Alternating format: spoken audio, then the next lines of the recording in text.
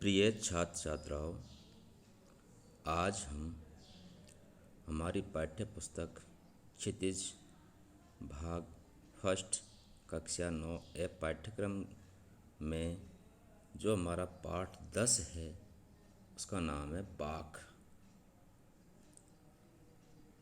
बाघ का आज अध्ययन करेंगे। सबसे पहले हम कवियत्री परिचय, पाठ परिचय करेंगे। तो देखिए, जो पाठ है वो हमारी कवियत्री ललद्य कश्मीर की लोकप्रिय कवियत्री थी। कौन थी? कश्मीरी भाषा की लोकप्रिय संत कवियत्री ललद्य का जन्म सन 1320 के लगभग कश्मीर स्थित पामपोर के सिमपुर गांव में हुआ था। कहाँ हुआ था? पामपोर के सिमपुर गांव में हुआ था।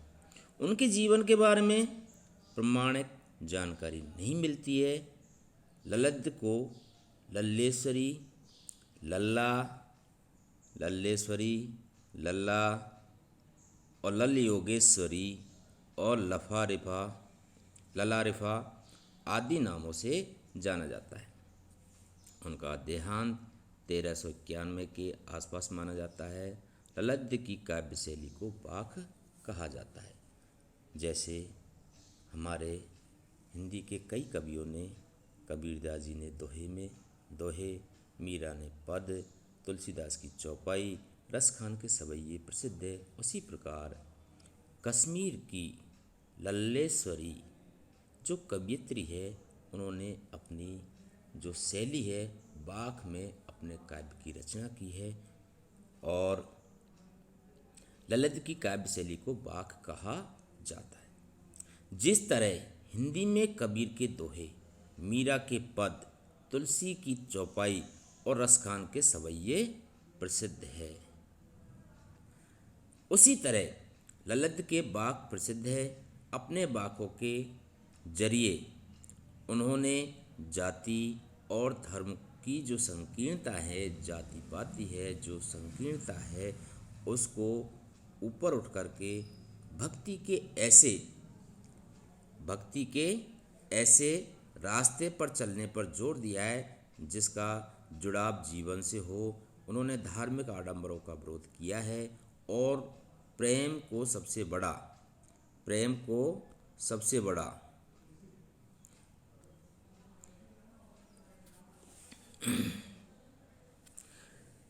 मूल्य बताया है। लोक जीवन के तत्वों से प्रेरित ललद्य की रचनाओं में तात्कालीन पंडिताऊ भाषा, संस्कृत और दरबार के बोझ से दबी फारसी के स्थान पर जनता की सरल भाषा का प्रयोग हुआ है।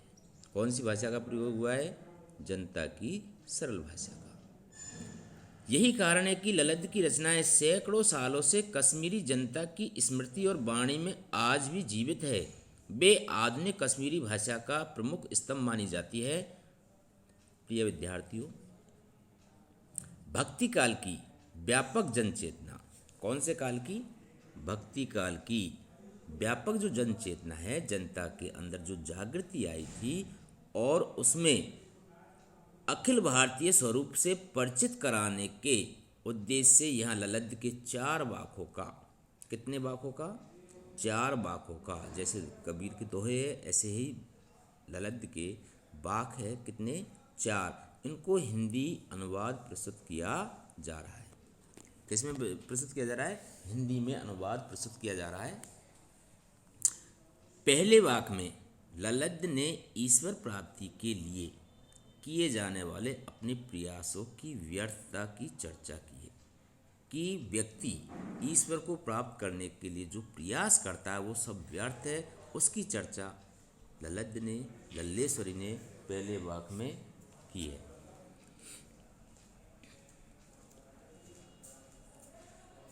दूसरे शब्दों में हम कह सकते हैं कि जो व्यक्ति भगवान को प्राप्त करना चाहता है, वह जो अपने जो प्रयास करता है उसी को लल्लेश्वरी या ललित ने इस वाक्य में रखा है।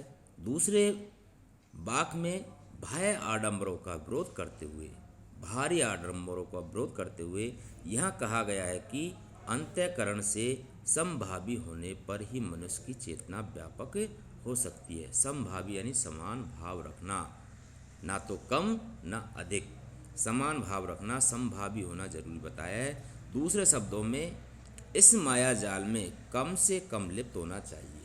कितना होना चाहिए लिप्त? कम से कम लिप्त होना चाहिए। और तीसरे वाक्य में कवित्री के आत्मालोचन यानी आत्मा के अंदर आलोचना की अभिव्यक्ति है। वे अनुभव करती है कि इस भव सागर से पार जाने के लिए सदकर्म, सद यानी अच्छे कर्म ही सहायक होते हैं।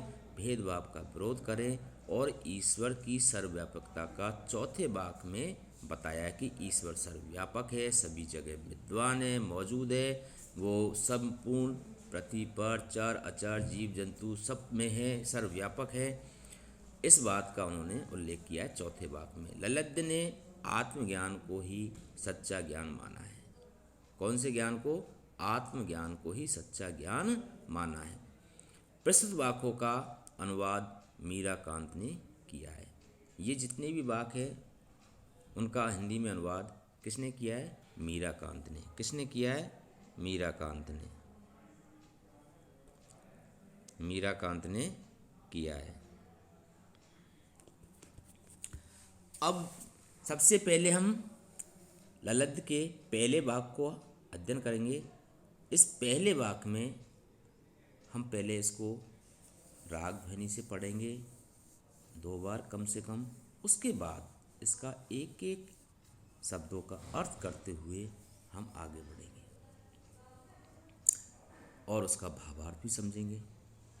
रस्सी कच्चे धागे की खींच रही मैं नाव, जाने कब सुन मेरी पुकार, करे देव भव सागर पार।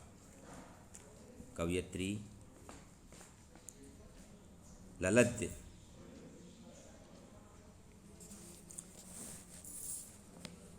के अनुसार यह जीवन कच्चे धागे की डोर सा नश्वर है। कैसा है? कच्चे धागे की डोर सा नश्वर है। लल्लेश्वरी या ललित बताती हैं कि हमारा जो जीवन है वो जैसे कच्चा धागा होता है, जिससे अपन देखा होगा कि जो कच्चे धागे से सूत होता है, उस कच्चा सूत वो यूँ ही टूट जाता है। ऐसे ही हमारा शरीर, जीवन कच्चे धागे के समान है, यूँ ही नश्वर हो सकता है। और जिसके सहारे वह प्रभु भक्ति की नाव को खे रही है, लिखा हुआ है खींच रही मैं नाव, जिसके सहारे वह प्रभु भक्ति की नाव को खे रही है, यानी आगे ले जा रही है, आगे बढ़ा रही है।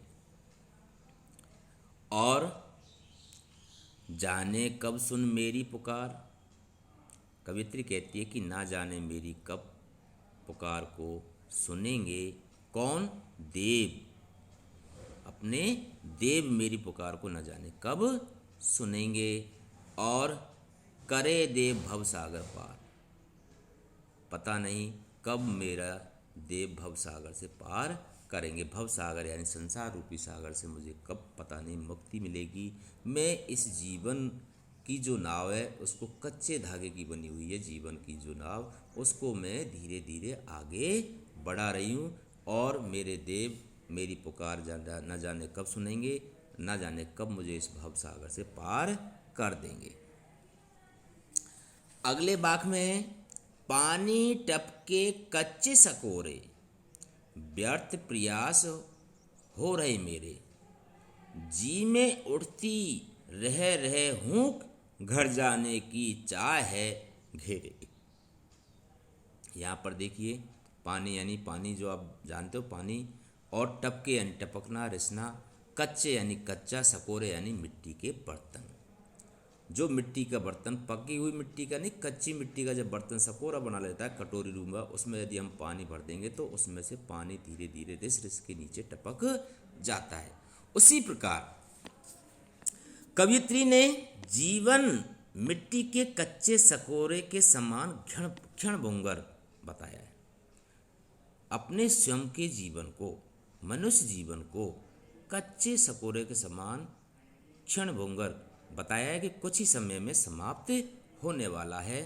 और आगे क्या है, व्यर्थ प्रयास हो रहे मेरे, मैं ये सारे प्रयास जो कर रही हूँ आगे जीवन जीने के लिए, सब मेरे व्यर्थ हो रहे हैं। कैसे हो रहे हैं? व्यर्थ।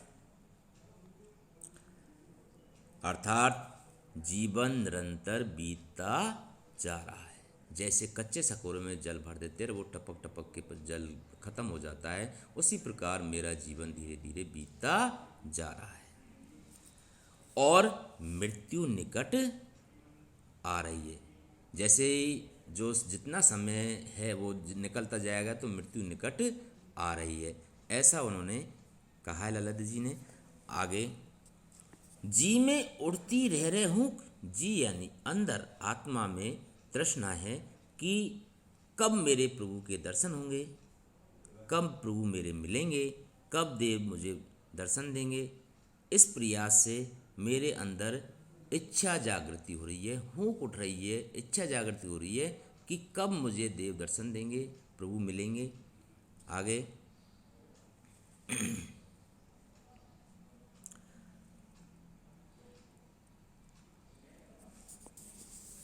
प्रभु मिलन के सब प्रयास बेकार हो रहे हैं। उनके हृदय में रह रहकर एक तड़प उठती है कि वह कब अपने प्रभु से मिलेगी। अब वह अपने घर अर्थात ईश्वर से मिलने को जाना चाहती है। घर जाने की चाह घेरे। घर यानी ईश्वर से प्राप्त, ईश्वर को प्राप्त करना, अपने ईश्वर से मिलना, वो ही उसका घर है। उसकी इच्छा है कि मैं कब जाकर के मेरे प्रभु से मिलूं, कब पहुंचूं उनके पास। ये उसके अंदर भाव जागृत हुए पहले वाक्य में। आगे दूसरे वाक्य में देखेंगे कि पहले ही मैंने आपको बताया कि दूसरे वाक्य के अंतर्गत आपको समभावी बताया। क्या होना चाहिए? समभावी। कैसा होना चाहिए? समभावी। तो पहले हम इस वाक्य को पढ़ेंगे। खा खा कर कुछ पाएगा नहीं, न खाकर बनेगा अहंकारी।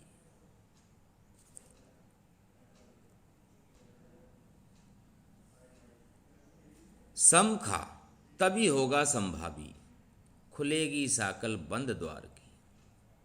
अर्थात खा खाकर कुछ खाएगा नहीं,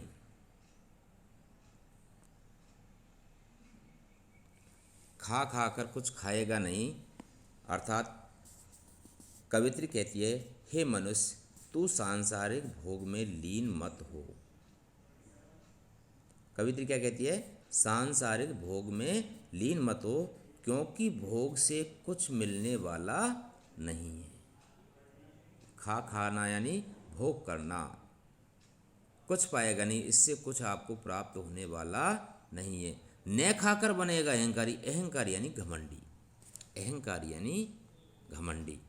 यदि तू नहीं खाएगा, भोग नहीं करेगा, तो तू कैसा बन जाएगा? अहंकार। तेरे अंदर अहंकार उत्पन्न हो जाएगा। लेकिन भोग का पूर्ण त्याग भी मत कर। कवित्री कहती है कि भोग का पूर्ण तरह त्याग भी मत कर, नहीं तू अहंकारी बन जाएगा।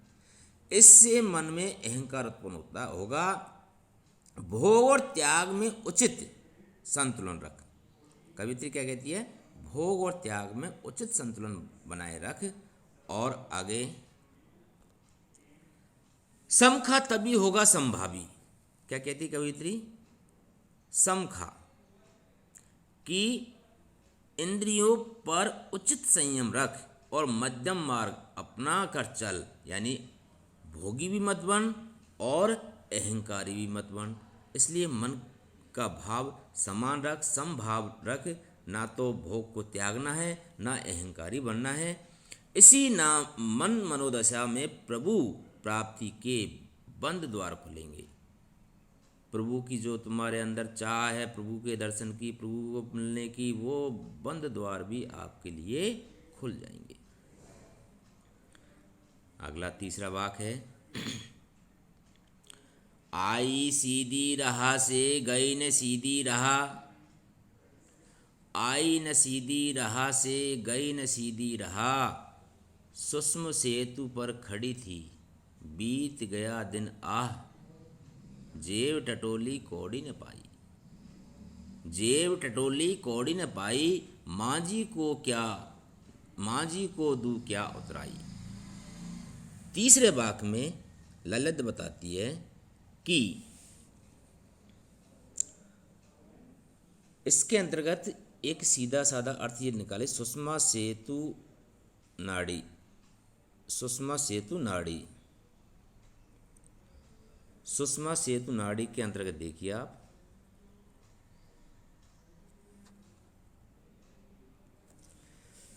सुषमा सेतु नाड़ी का तात्पर्य है सुषमा नाड़ी के मध्य, यह नाड़ी ईड़ा और पिंगला नामक इंद्रियों के मध्य स्थित मानी गई है। हमारे अंदर जो नाड़ी है अपने अंदर ईड़ा और पिंगला, इनके दोनों के बीच होती है सुषमा नाड़ी। कौन सी नाड़ी होती है? सुषमा नाड़ी। तो क्या कहा है उन्होंने, कवित्री का कहना है कि उसने जो भवसागर में पार होने का जो सीधा माध्यम मार्ग ही चुनना था, परंतु इस मार्ग पर चलते चलते हठ योग साधना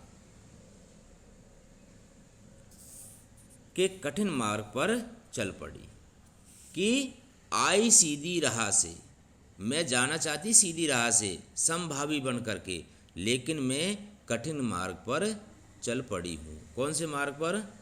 कठिन मार्ग पर। आई सीधी राह से, सीधे रास्ते से आई थी, लेकिन गई न सीधी राह, मैं आगे जाके सीधी राह नहीं गई। सुषमा सेतु पर खड़ी थी, बीत गया दिन, पूरा दिन बीत गया मेरा, सुषमा सेतु नाड़ी पर खड़ी थी लेकिन बीत गया। अंत में जब मैंने जेब टटोली, क्या टटोली? जेब, तो कौड़ी नहीं पाई। पूरे जीवन में मैंने कुछ नहीं किया अच्छा कार्य, अब बताओ मैं कैसे भवसागर से पार हूँ। जिस प्रकार से एक नाविक को पार उतारने के लिए यानी बदले में कुछ दिया जाता है, उतराई दी जाती है, वो भी मेरे पास नहीं है। पूरा जीवन मैंने बेकार ही खो दिया है, व्यर्थ ही खो दिया है, मेरे पास कुछ नहीं बचा। ये कहने का तात्पर्य है कि मेरे पास अब कुछ नहीं बचा है, और सुषमा आदि नाड़ियों को जागृत करने के फेरे में उनका सारा जीवन बीत गया। वह उद्धार के लिए जब कुछ भी पूंजी नहीं कमा सकी, गुरु या ईश्वर को देने के लिए दिव्य गुणों की पूंजी भी उसके पास नहीं थी, अतः किस योग्यता के बल पर वह उद्धार की आशा करती। अब मेरे पास योग्यता ही नहीं है, मैंने कमाई नहीं, पूरा जीवन मैंने निकाल दिया सुषमा नाड़ी पर खड़ी रह करके, मध्यम मार्गी बन करके। मैं आई जब तो सीधी थी, लेकिन यहाँ पर मैं हठ योग में लग गई, यानी मैंने अपना जीवन में कुछ नहीं कमाया। तो अब मैं पार उतरने के लिए भवसागर से अपने देव परमपिता परमेश्वर को क्या दूँ उतराई करने, पार उतारने का क्या दूँ, इसलिए मेरे पास कुछ नहीं बचा है। आगे चौथा वाक्य है, थल थल में बसता है शिव ही, भेद न कर क्या हिंदू मुसलमान, ज्ञान है तो स्वयं को जान, वही है साहिब से पहचान। इस के अंतर्गत थल यानी स्थान, थल थल यानी स्थान, स्थान पर बसता है कौन? शिव। शिव का मतलब है सब, परमपिता परमेश्वर, देव यानी शिव परमेश्वर कण कण में, थल थल में, स्थान स्थान में व्याप्त है, मौजूद है, सर्वव्यापक है, सब जगह मौजूद है। इसलिए हिंदू और मुसलमान के बीच भेद करना ईश्वर का तिरस्कार है। जो कोई व्यक्ति हिंदू मुसलमान के समान भेद करता है, हिंदू और मुसलमान का, कि ये हिंदू है ये मुसलमान है, तो वो ईश्वर का तिरस्कार है, ईश्वर का अपमान है, यदि कोई भेदभाव करता है तो। क्यों? क्योंकि ललित बताती है कि शिव यानी परमपिता परमेश्वर, भगवान, देव, ये थल थल में, स्थान स्थान में, हर कण में, सब जगह मौजूद है। इसलिए हमें भेद नहीं करना चाहिए। ज्ञानी है तो स्वयं को जान। कवियत्री कहती है कि ज्ञानी है तो